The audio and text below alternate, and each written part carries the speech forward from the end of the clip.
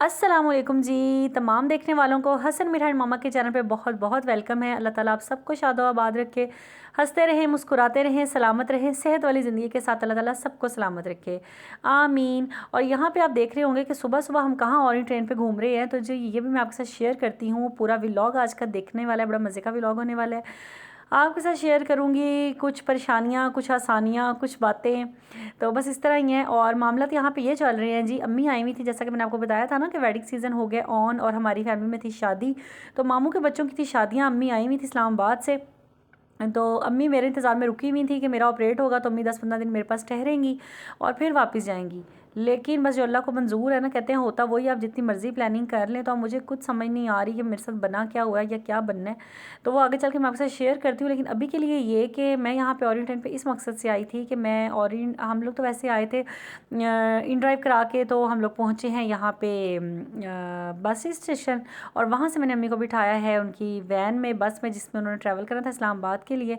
तो अम्मी को जी हम से कह लें सीधे लफ्ज़ों में, आसान लफ्ज़ों में, अम्मी को हम सी ऑफ करने आए थे। मैं अपनी अम्मी को जी अल्लाह हाफ़िज़ करने आई थी, और खुद आज दिल किया, मैंने कहा चले बच्चों को छुट्टी है तो अम्मी को जो है ना हम खुद ही छोड़ने चलते हैं। तो बस हम लोग आए थे, और वापसी फिर इरादा बन गया हमारा ऑरेंज ट्रेन पे जाने का, कि ऑरेंज ट्रेन के थ्रू हम लोग अपने घर वापस जाते हैं। तो इसलिए यहाँ पे मैं ले रही थी टिकट और टोकन ले रही थी यहाँ से। और ये हम तीनों के टोकन हैं, हसन मिरा के और उनकी मामा के। तो बस हम लोग जाएंगे अब खैर से वापस घर। और घर जाते जाते ज़रा मैं आपके साथ शेयर करती हूँ कि हुआ क्या, मसला आखिर क्या हुआ है। मसला ये हुआ है कि एच बी जब से मैंने ऑपरेशन का सोचा, ये डॉक्टर ने मुझे रेकमेंड किया ना, तब से एच बी का ही इशू आ रहा है। अब समझ ये नहीं आ रही कि एच बी पूरा कैसे होगा। डॉक्टर्स ने मुझे डेट जो दी थी, उस डेट पे मैं हॉस्पिटल गई हूँ, अपनी तरफ से मैं एडमिट होने ही गई थी। और लेकिन जब वहाँ पे गई, उन्होंने दोबारा से मेरा एच बी चेक किया तो 7 पॉइंट आया। तो डॉक्टर्स ने ये कहा है जब तक आपका 10-11 तक नहीं जाता तब तक हम आपका ऑपरेट बिल्कुल भी नहीं करेंगे, आपको एडमिट तक नहीं करेंगे यहाँ पे। तो इसके लिए आपने ड्रिप्स लगवानी है, विनोफर की उन्होंने ड्रिप मुझे रेकमेंड की थी कि आपने दो दो ड्रिप्स लगवानी है। 2 ड्रिप्स भी लगवा ली हैं, लेकिन अभी तक कोई इंक्रीज़ नहीं है। ब्लड मेरा वहाँ का वहाँ ही है। तो मैं इसलिए मैंने कहा चले आज का छोटा सा व्लॉग जो है मैं ज़रा आपके साथ शेयर करती हूँ। और हो सकता है आपके साथ किसी के साथ ऐसा कोई मसला हुआ हो और आप क्या जो है एचपी इंक्रीज़ हुआ हो। तो अगर कोई ऐसा है जिसको पता है कि खून किन चीज़ों से जल्दी बढ़ेगा, तो प्लीज़ आपने कमेंट सेक्शन में आके मुझे ज़रूर बताना है।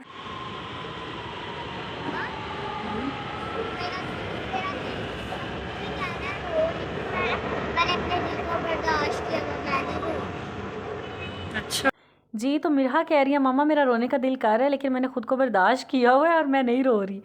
तो वही बात यह है कि जब भी मैं अम्मी के घर से आती हूँ ना, तो मैं रोती हूँ अपनी अम्मी को मिल के, बस मुझे रोना आ जाता है। तो ये मिरहा जो है ना, ये भी बस बच्चे वही सीखते हैं ना जो आप कर रहे होते हैं।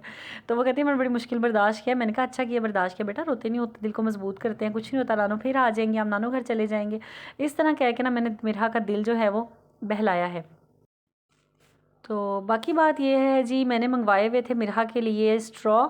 और यहाँ पे ये नेक्स्ट डे जो है ना, नेक्स्ट डे का ये व्लॉग है। बच्चे गए हुए थे स्कूल, तो इनके आने से पहले पहले ना मुझे कॉल आई है जी आपका पार्सल है, तो आप रिसीव कर लें। और दराज से मैंने मंगवाए थे स्ट्रा, वो इसलिए कि मिरहा का मैं छुड़वाना चाह रही थी। दरअसल फीडर, ये फीडर में दूध पीती है अभी भी, तो मैं कह रही थी इसको फीडर जो है ना इसकी आदत मैं ख़त्म करूँ, और ये ग्लास में या कप में या मग में दूध पिए। तो इसकी चॉइस के ही मैं मग लेके आई थी। मिरहा मेरे साथ गई थी और लेके आई थी, लेकिन फिर भी जी नहीं पीना। जब भी रात को मैं मग में इसको दूध डाल के देती हूँ ना, तो इसने आगे से यही कहना होता है नहीं मामा मैं इसमें नहीं पीना, मुझे फीडर दें, मुझे फीडर दें।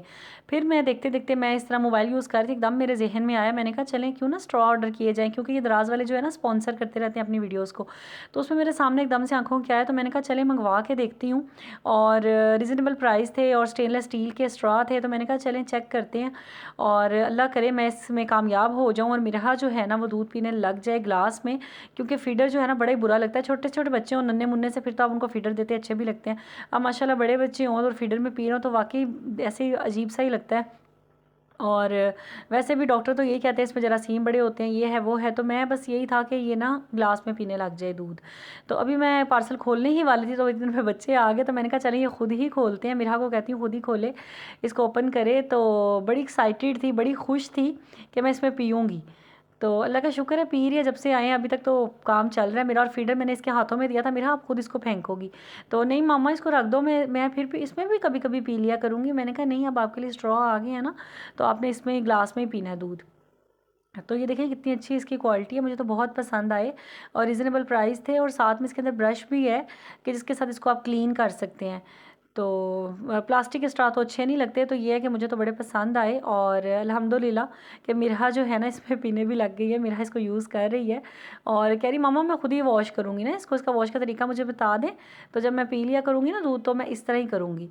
और ये थोड़े से टेढ़े से जो है ना स्ट्रॉ, ये मेरा और भाई का है और जो दूसरे सिंपल वाले हैं वो पापा को और आपका स्ट्रॉ हो गया। मैंने कहा बस ठीक है, हम लोग मिल्क शेक बनाया करेंगे ना फिर इसके साथ ही पिया करेंगे। तो इस तरह करके बस हम यहाँ पे बातें शातें कर रहे थे और यही था मेरा आज का छोटा सा व्लॉग। तो इस व्लॉग को आपके साथ शेयर करने का मकसद ये था कि जो लोग जो है जिनको पता है कि एचपी जो है ब्लड आपका कैसे फ़ौरन से इंक्रीज़ हो सकता है, क्योंकि मैं चाह रही हूँ कि बस ये छुट्टियाँ जो आनी है दिसंबर में इनमें मैं अपना ऑपरेशन करवा लूँ, लेकिन बात वही है कि सारी बात ही एचपी पे रुकी हुई है। तो प्लीज़ अगर आप में से किसी को पता है कोई ऐसी खुराक कोई ऐसी मेडिसिन तो आप मुझे ज़रूर कमेंट में बताइएगा, आपकी बहुत मेहरबानी होगी जी।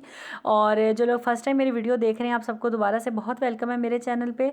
तो मिलूँगी इंशाल्लाह मैं आपसे नेक्स्ट व्लॉग में, तब तक अपना ढेर सारा ख्याल रखिएगा, मुझे और मेरी फैमिली को भी अपनी दुआ में याद रखिएगा। अल्लाह हाफिज़।